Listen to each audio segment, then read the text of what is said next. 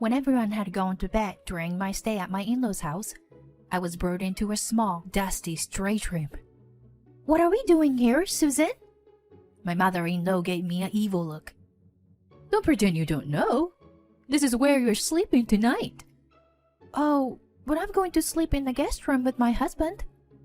"There's no bed for a hideous woman." "Hideous?" "Yes, you are. Here, take the newspapers. Sleep on this."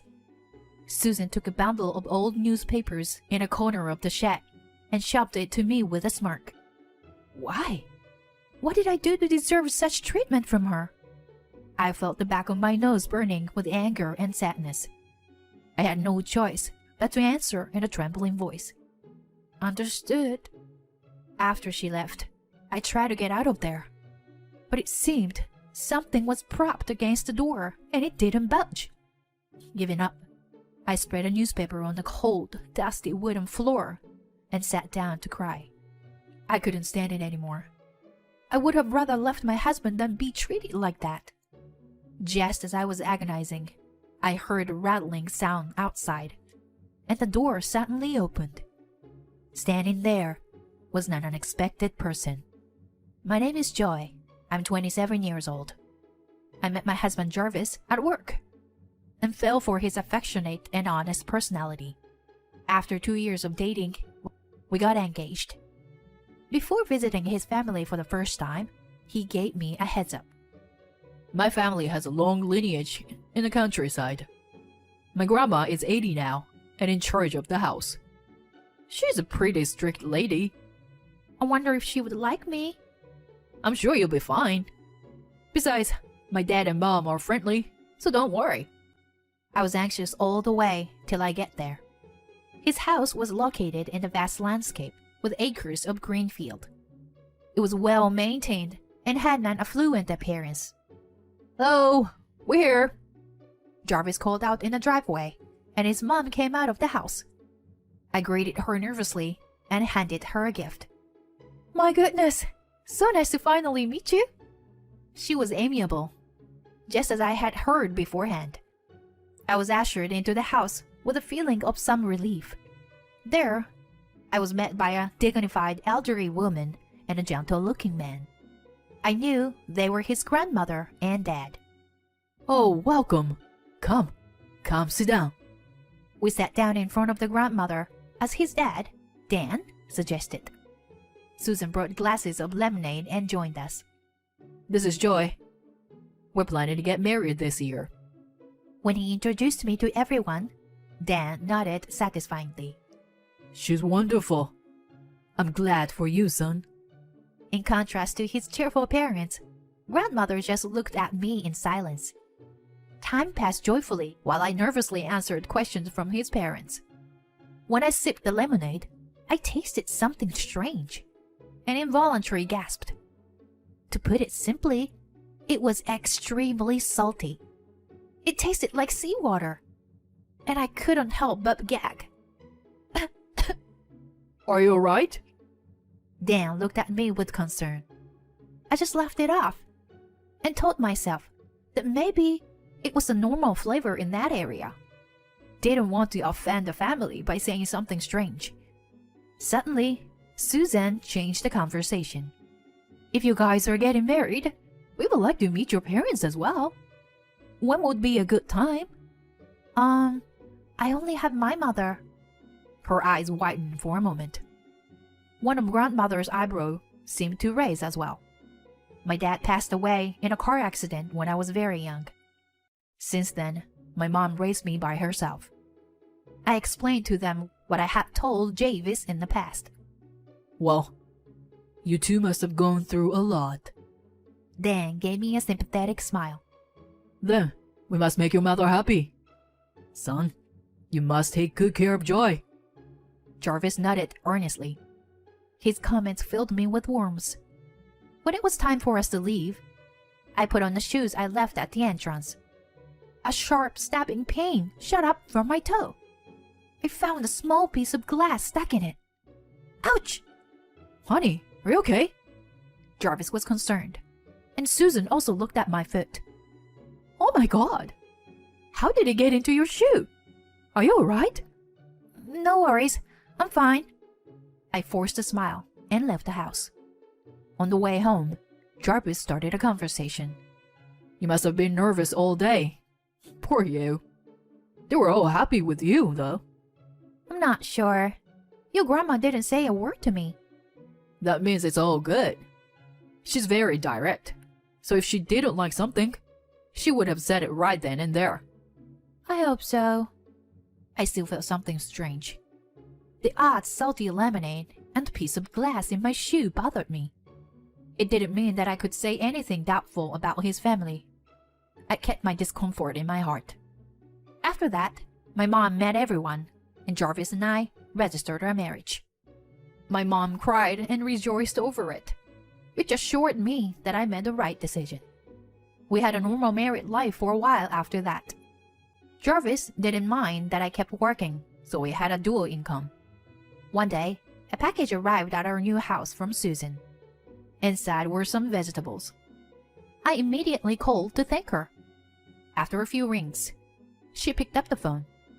Yes, hello? Hi, Susan. Your package arrived today. Thank you.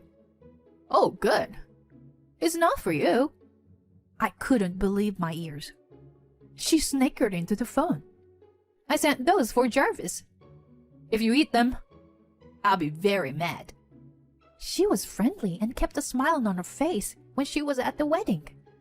I was confused by the sarcastic tone compared to that. I can't believe you actually got married, by the way. You knew you weren't welcome, didn't you?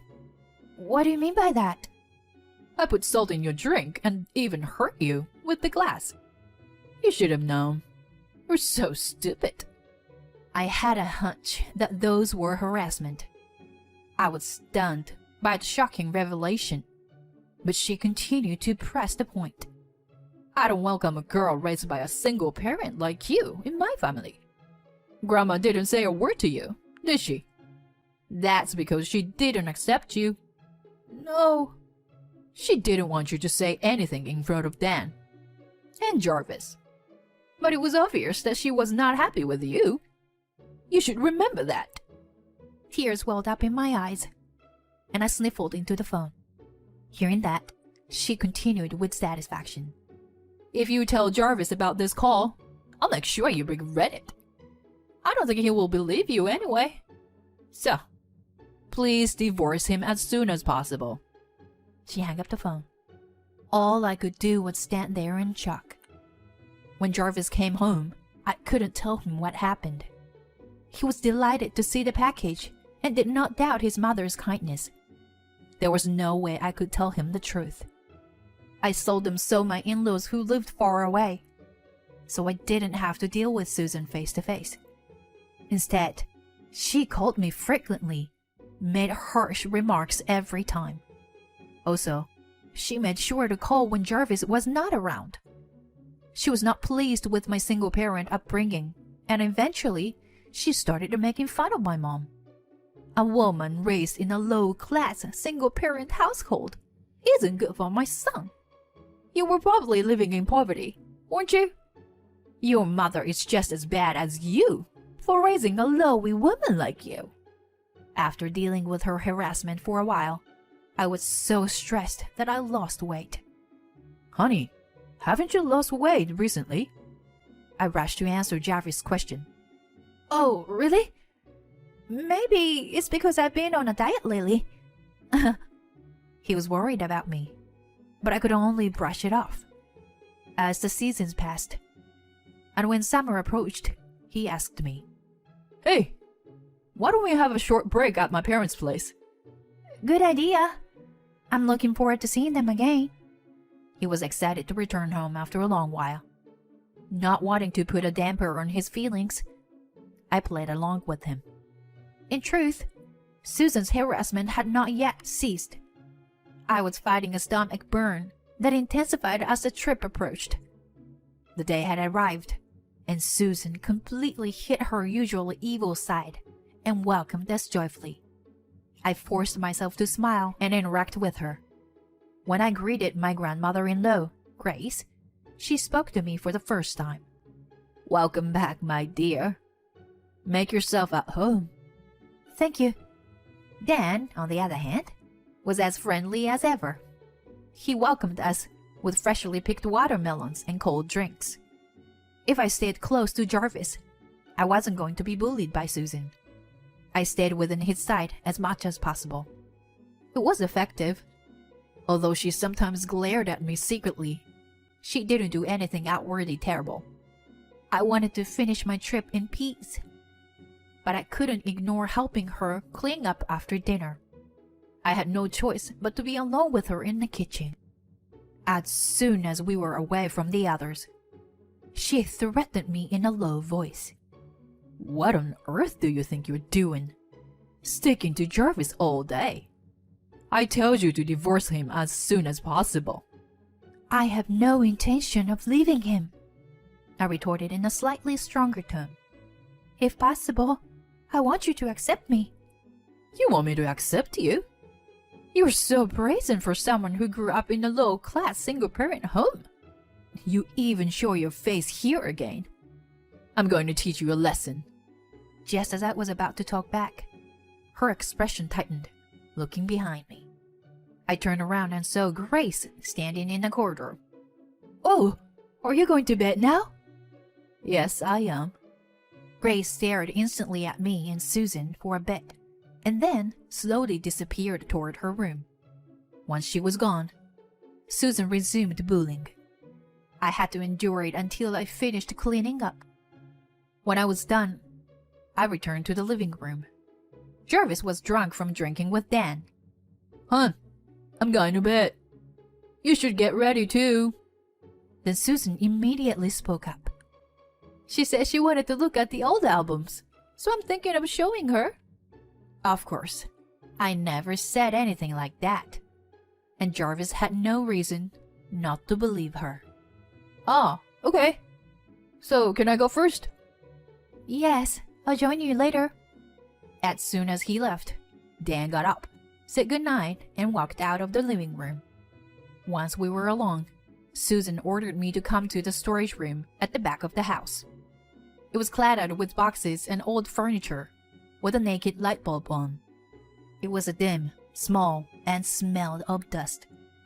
"What are we doing here?" "Don't pretend you don't know.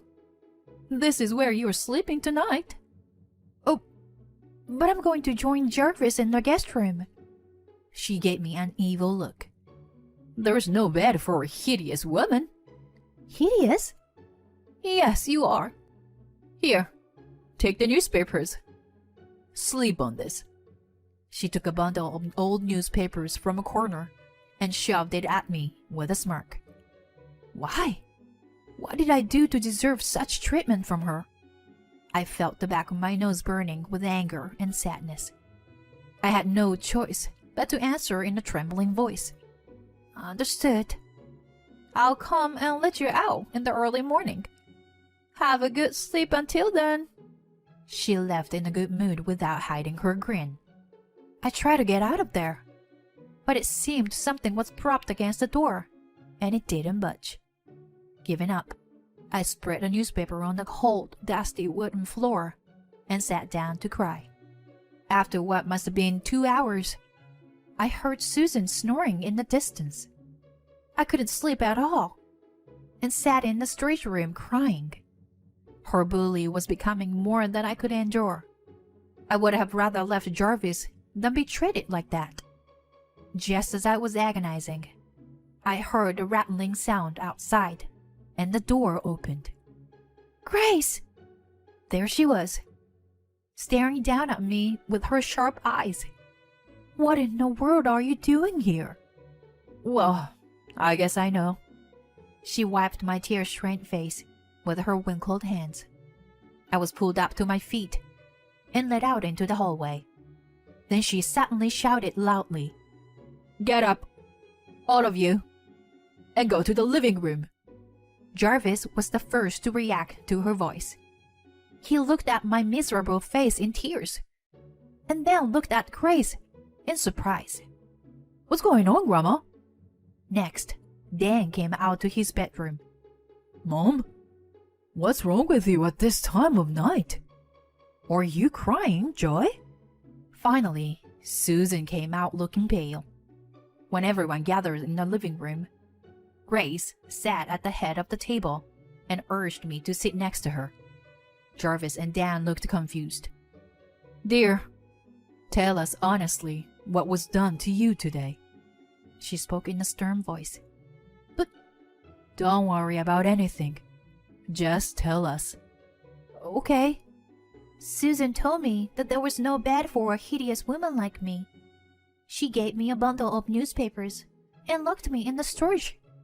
Jarvis was astonished. She's been harassing me all this time. She called me a low-class single-parent child. She even made fun of my mother, which was really hurtful. That's outrageous. You, Susan, what are you thinking? Dan grimaced at her, but she could only tremble her lips. Grace said to Dan, It's all true. I found her in the street. I also heard with my own ears Susan saying terrible things to her in the kitchen after dinner. Dan and Jarvis stared at Susan in shock. Grace glared and yelled at her. What do you have to say about single mothers? I raised Dan with my own hands alone too. She's a decent girl, you know. How could you do such a terrible thing to her? You are the hideous one. Then Susan took off the mask of a good wife and wise mother she had been wearing and screamed hysterically. Shut up! Shut up, all of you! It's your fault! You and Jarvis have been flattering her. She's a stupid bitch who grew up in a single-parent home. Hey! Dan tried to stop her, but she kept ranting. Just throw her out of her house right now!